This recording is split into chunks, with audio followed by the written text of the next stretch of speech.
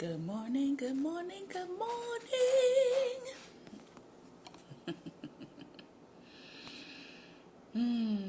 Thank you, Lord. Thank you, Father. Good morning, good morning, good morning, and welcome to Daring Dialogues. I am your host, Shantae Charles. I hope that you are having a great and wonderful day today. It is Finance and Wealth Building Friday, and we hope that you are doing something every week or at least every month to build your wealth. So there's all kinds of things out here that you can do that, to build your wealth. Good morning to those of you who are coming in, and hope that you have something to drink. Good morning, or something to snack on as we get into today. I don't think I'm going to be long based on what I have to share with you today, but we're going to get right into it. We are reading from Powernomics, the National Plan to Empower Black America. And we're actually going to be reading from a book that was suggested from Tools of Titans. So I was actually able to get a hold of this book. It was kind of hard to get a hold of. The first company that I ordered it from, they actually took my money and never responded. So Amazon had to refund my money and, have me to give a review on that company that said that they had this book but didn't have it. So it took a little longer for me to get this book in, and I have started reading it, and I just wanted to share one of the tips in here. The book is called Anything You Want by Derek Sievers, and happened in this book, I don't know why it is that people like to instant message me as I'm doing a broadcast, and they know I'm on it every day at 11 a.m., but that's a sidebar. This book was actually a recommendation from Tools of Titans, and so the book is called Anything You Want by Derek Sievers. He is the founder of CD Baby, and as you can see, this book is really, really, really thin, okay? It's really a book that you could probably read in an hour, which is what the author's intention was. He said he wanted to pack 10 years of experience of how he grew CD Baby from a small company to a company that was making about $4 million in sales a month. So this book, if you're interested, he calls it 40 Lessons for a New Kind of Entrepreneur. So I'm going to share one of those lessons with you today. But we're going to start out in Powernomics, the National Plan to Empower Black America. Dr. Claude Anderson is coming to be well known by a lot of people. He is right here up in the DMV, the Washington, D.C. area. And hopefully I want to be able to meet up with him at some point, because his think tank is right here in this area, and be able to maybe schedule an appointment with him to actually do an interview. I would love to do that. So he, in his book, has been talking about keys to empowerment for Black America. And he started out by talking about, I'll just go over the first and second keys real quick, and then we'll jump into the third. The first key to empowerment, he said, was that Black America has to develop an empowerment culture. And he talked about how the dominant society keeps blacks de-empowered by certain things that they do, certain things that is allowed in our culture.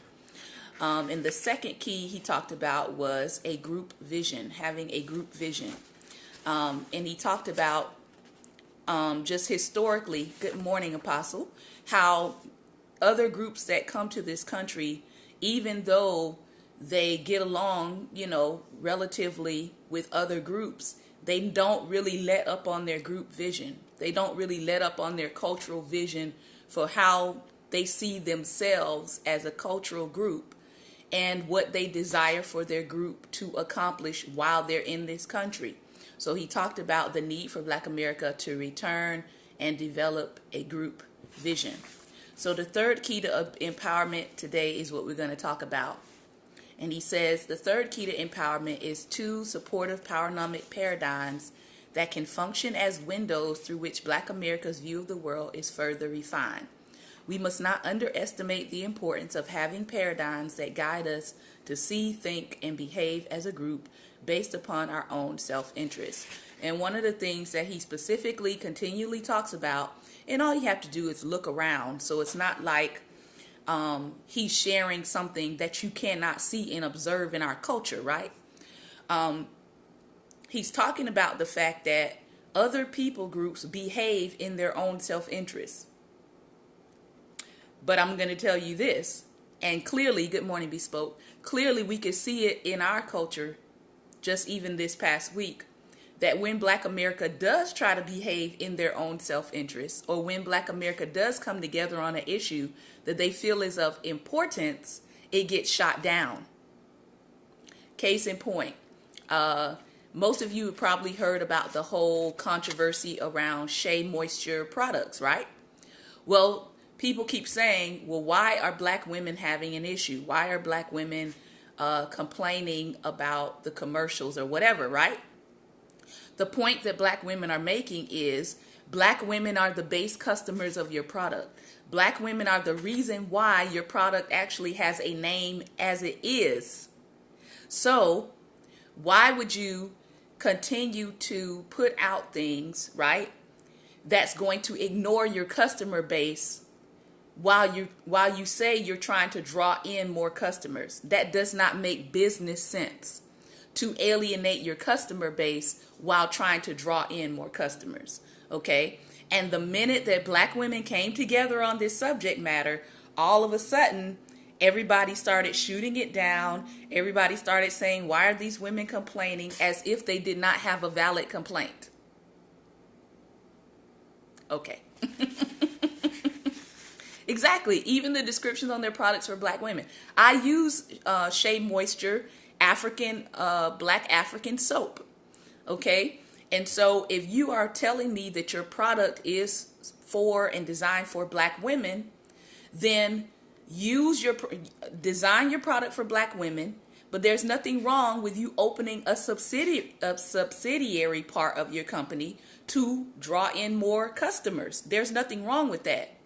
But don't say we're going to go after other customers and alienate our customer base who actually got us the name recognition to begin with. That is a slap in your customer base's face. And here's the other piece that I just found out yesterday as I was digging some more into this issue, is the person who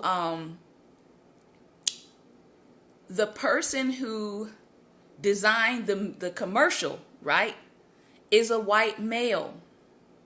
Go figure.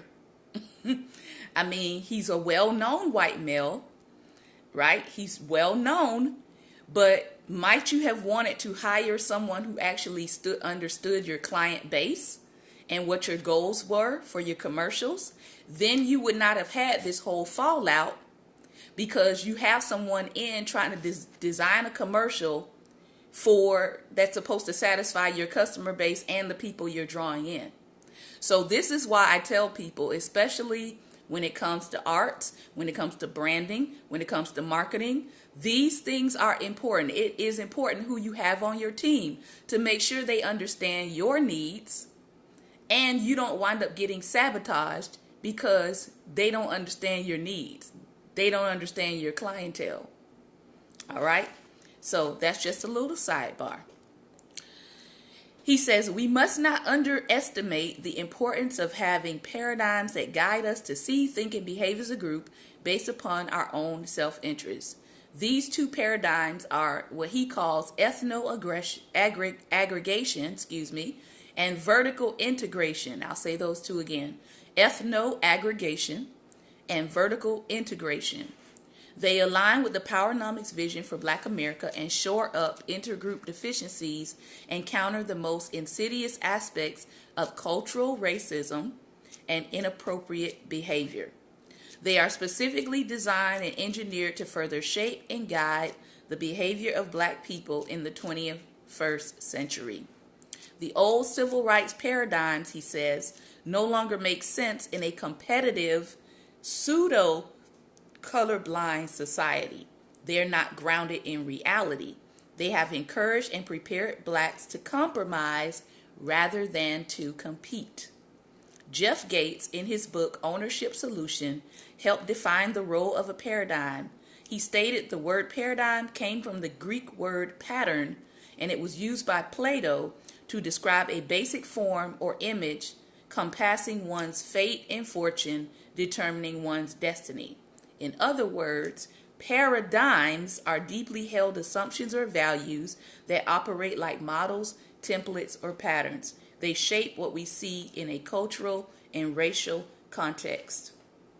For practical applications, the process begins with comparing this to a dressmaker. So he's talking about the patterns and the paradigms that Black America needs to take on. All right. So he said, let's compare it to a dressmaker.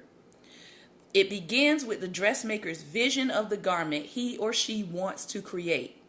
In the vision, it is clear whether the garment will be a dress or a blouse. After the dressmaker has decided on the nature of the garment, he or she needs a pattern or a paradigm to ensure that the pieces cut are identical to the pattern. The pattern will determine whether the dress will be long or short, have sleeves, a gathered waist, or a flared skirt.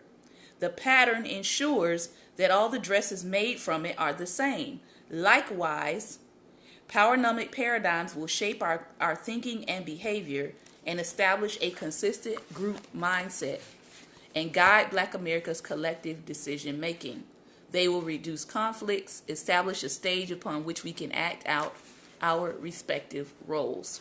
As much as we would like to believe this nation is a melting pot and that we are indivisible, that is not and has never been the case. We are a collection of groups bound together by one national government, but we still have different histories, agendas, cultures, and needs. Black Americans remain outside of the mainstream society because whiteness is non-porous to blackness. In other words, white America is not necessarily trying to absorb the needs of Black people. That's self-explanatory. Just look around. They'll be happy for you to absorb their culture, but they're not really looking to absorb your culture. They might appropriate it, right? They may copy what you do and then take it over and then say, hey, we originated this. But in terms of them actually wanting to absorb your culture, it's not happening. It's yet to happen. It's almost 400 years now, by the way. 2020 will make 400 years. Is Black success totally dependent on acceptance into white mainstream society? No, it is not. The two paradigms that follow are the next two empowerment keys. They will help Black America to own and control resources so that they can compete inside or outside of mainstream society. So Dr. Claude Anderson is all about you controlling and owning your own resources so that you can compete. Not that you have to compromise your values, your standards, your culture, etc. in order to be accepted or in order to make money. All right? Because we do, until we move to a cashless society, like some countries are trying to do, we still need to make money, right? We still need to earn a living. We still need to be able to sell whatever product or service or good that you offer. You still need to be able to sell it. And not just to people who look like you. But the reality is, you as a group of people need to have values, core values, and standards that you will uphold as a group. That's what he's talking about. I cannot go into, I'll give you an example.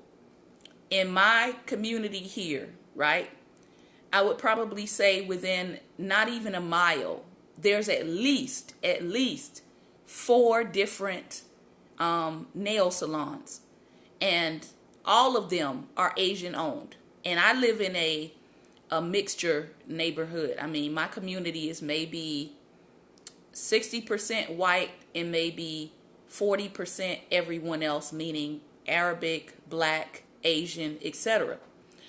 But within less than a mile, there's about 4 nail shops, and they're all Asian owned. Okay. One, I believe, is owned by a Filipino family. Another one is owned by a Christian Korean family. Okay. I cannot go in their shop and start changing their culture. I can't go in their shop and start changing their culture. I can't go in their shop and start telling them what I would do if I was running their business. And if you ask them any questions, they will tell you they hire family. Hello, somebody. They hire family. They usually train the family members up. And once they train them well, once they get their licensing and all that, and they spend some time apprenticing in one shop, they will open another shop and send those family members on to run that shop. That's called a culture. Now, if I go in there and I say, I think you should hire some African Americans, they're going to look at me and they're probably not even going to respond. Why? Because they have already decided what their culture is, how they're going to run their business, who they're going to allow in. And that's that.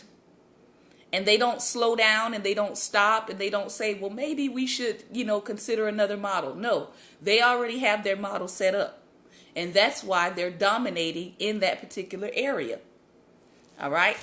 So we don't throw temper tantrums and hissy fits about other cultures establishing a norm for themselves. So why do we do it with Black America?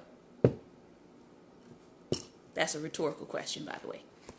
So let's look at paradigm number 1, and then we're going to stop in Powernomics for today.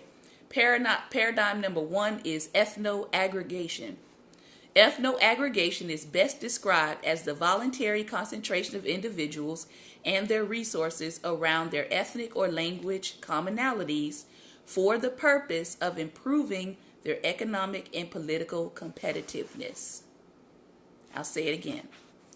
It's you voluntarily concentrating your resources around your commonalities within your ethnicity for the purpose of improving your economic or political competitiveness. I'll give you another example.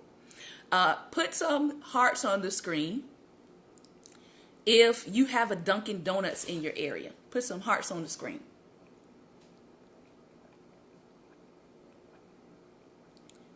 All right, not many people around a Dunkin' Donuts. Well, there are plenty of Dunkin' Donuts up here in the DMV. And here's what I noticed, because I've been to several of them. I noticed that all of the employees now in the Dunkin' Donuts are Indian. And I'm not talking about Native American Indian. I'm talking about like East Indian, okay? And a lot of the owners are East Indian. So I started doing a little research, and it's like, why are all the Dunkin' Donuts now, everybody behind the counter is East Indian? Exactly, because they started buying them up. And why did they start buying them up? They started buying them up so they can have a place to put their children, their nieces, their uncles, their nephews, those who are coming into the country, who may be new to the country. They automatically have a place to employ them. Just go to your next Dunkin' Donuts and you'll see exactly what I'm talking about. So the point that he's talking about here is deciding where you're going to pool or where you're going to concentrate your ethnic group, what kind of business you're going to get involved in, and pool your resources together, your human resources, including people, for the purpose of improving their economic and political competitiveness. All right? He says the term ethno-aggregation may be new, but the concept is not. It is a behavior pattern used every day by religious, gender, ethnic, and even Spanish-speaking groups. The culture of these groups emphasizes that members rally around common characteristics or attributes in order to pool their collective resources and compete with non-group members.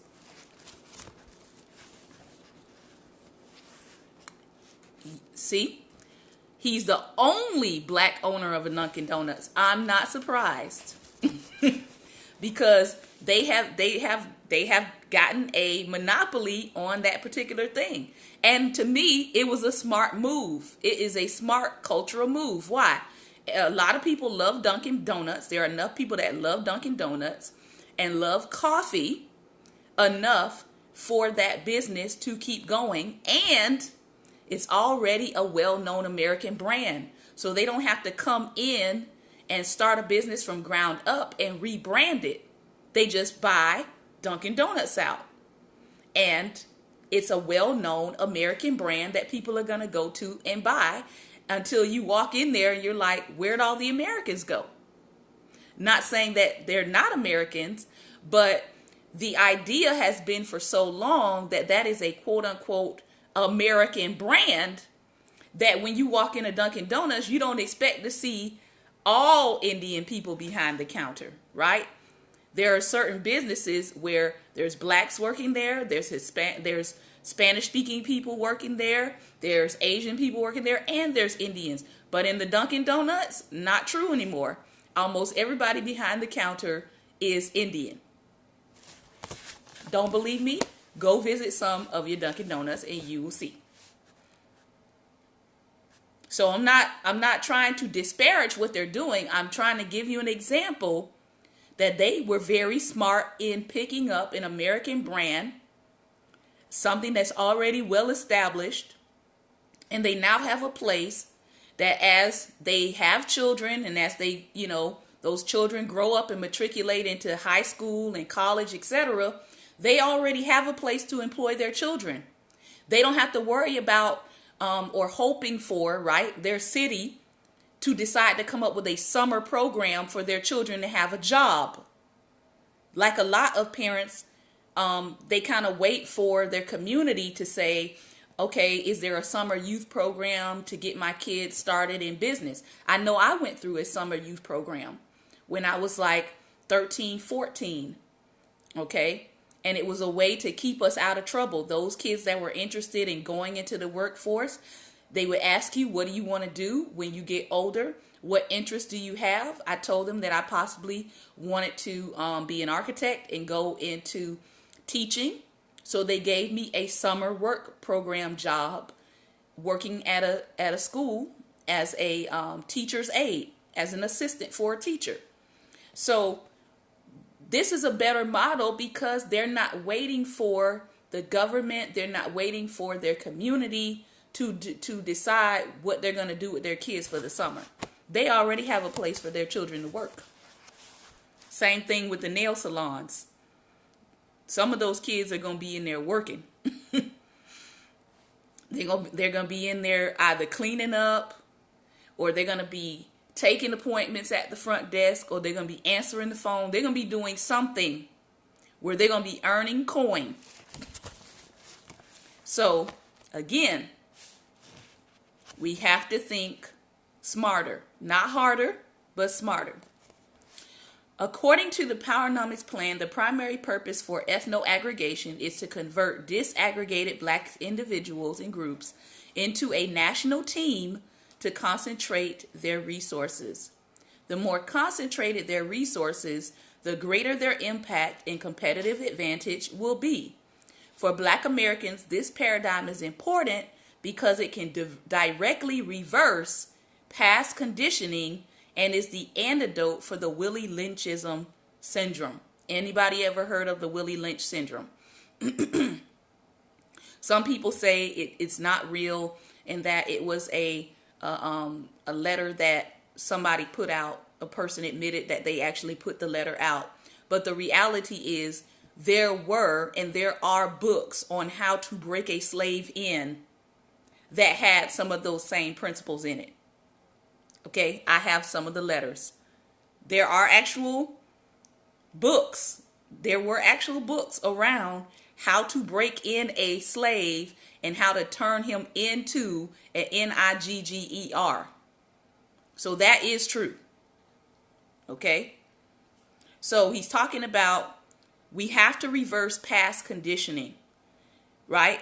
We have to reverse the past conditioning of divide and conquer black people. And it may take some time.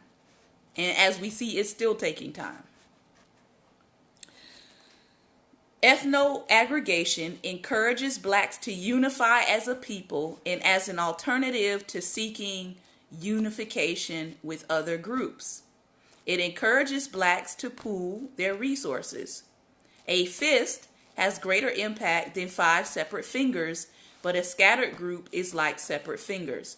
The impact of the 5 fingers working together as a fist has an even stronger impact if directed toward the weakest part of a competitive force. An aggregate group has a competitive advantage over a group whose resources are scattered. Likewise, ethno-aggregation is most effective when the resources are organized and directed. Trying to get these people off my screen. Blacks already ethno-aggregate every time they attend all black churches, participate in marches, and in politics, we have generally voted as a bloc within both the Republican and Democratic Party. And although we have seldom received direct benefits, our collective voting has testified to our political strength and our ability to ethno-aggregate. We must now learn to be more strategic with our ability in politics and learn how to unite and concentrate our financial resources to achieve group economic goals, just as whites and other ethnic immigrants have done for centuries. All right, so that's what he's talking about, ethno-aggregation. And people are starting to do it. You know, you have movements like WeBuyBlack.com, which is a group of businesses. If you are a black-owned business, you can check them out. That's WeBuyBlack.com. And there is a host of black businesses. So I have several friends who are not black who ask me, you know, Shantae, I want to support black business. Where can I go to support other black businesses? I take them to WeBuyBlack.com. There's also the Black Business Catalog that you can check out that has products by black-owned businesses that you can support. So there are people who are taking what Dr. Claude Anderson has said, and they're actually starting to put it into practice, which is a good thing. All right, let's talk about this business tip from Derek Sievers, founder of CD Baby, called Anything You Want. His book is called Anything You Want, and this is a tip, a business tip from it, and believe it or not, we are going to be done for today. The tip is, if it's not a hit, switch. If it's not a hit, switch it. He says, for the first time in my life, I had made something that people really wanted. I had created a business that people really wanted. Before that, I had spent 12 years trying to promote my various projects, trying every marketing approach, networking, pitching, and pushing. It always felt like an uphill battle trying to open locked or slamming doors. I made progress, but only with massive effort. But now it was like I had written a hit song. A songwriter can write 100 songs and then suddenly one of them really resonates with people and becomes a hit. Who knows why? It's not that it's necessarily better, but through some random set of circumstances, the right combination of ingredients, people love it. Once you've got a hit, suddenly all the locked doors open wide. People love the hit so much that it seems to promote itself. Instead of trying to create demand, you're managing the demand. So what is the lesson learned here? We've all heard of the importance of persistence, but I had misunderstood. Success comes from persistently improving and inventing, not from persistently doing what's not working. Business owners. Well, we all have a lot of ideas, we have a lot of creations, and we have a lot of projects. When you present one to the world and it's not a hit, don't keep pushing it as is. Instead, get back to improving and inventing. Present each new idea or improvement to the world. If multiple people are saying, wow, yes, I needed this, I'd be happy to pay you to do this or make this or produce this, then you should probably do it. But if the response is anything less, don't pursue it. Don't waste years fighting uphill battles against locked doors. Improve or invent until you get a good response. That I'm going to say one more time as we close. Don't waste years of fighting uphill battles against locked doors. Improve or invent until you get a huge response. And on that note, that is why I'm going to get back in the studio and I'm going to work on some more new music. I've gotten a good response with the music that I have, but it's not quite the response that I'm looking for. So, as he said, continue on, be persistent, continue to pursue, right, those things that you are passionate about, but don't be knocking on closed doors. If you're knocking and the door is closed, move on. Don't waste a whole lot of time knocking on closed doors. This has been another Daring Dialogues. I'm your host, Shantae Charles. I hope that you will do something about your business interests. We've covered a lot this week. We have talked about staying motivated. We have talked about Islam. We've talked about our business model that we need to work on. We've talked about various different things this week, right? So you have plenty to go back and look at and replay and rewind, take notes, think on, and think about how you can work on those things this weekend. If it's your business, right, and you're still at the place where you're on your business plan, think about the things that we talked about today. How can you aggregate what you're already doing? Is there somebody already working in the field that you can call up and you can ask them some questions? Is there a group of people that might be willing to go in with you on something in a project that you're working on? How can you take what you're doing and how can you make it better? How can you expand it? I know that's one of the things I'm going to be working on this weekend. So I hope that you will take what we have talked about this week. Again, go back and look at the replays, and hopefully it will give you something to work on for this weekend, right? So we'll be back Sunday at 2:30 p.m. for those of you who are able to join us in that. It'll be our worship service, and we invite you to join in on that teaching. And if not, we will see you, Lord willing, Monday through Friday, 11 a.m. Eastern Standard Time. This is Daring Dialogues. Hope you will come back again.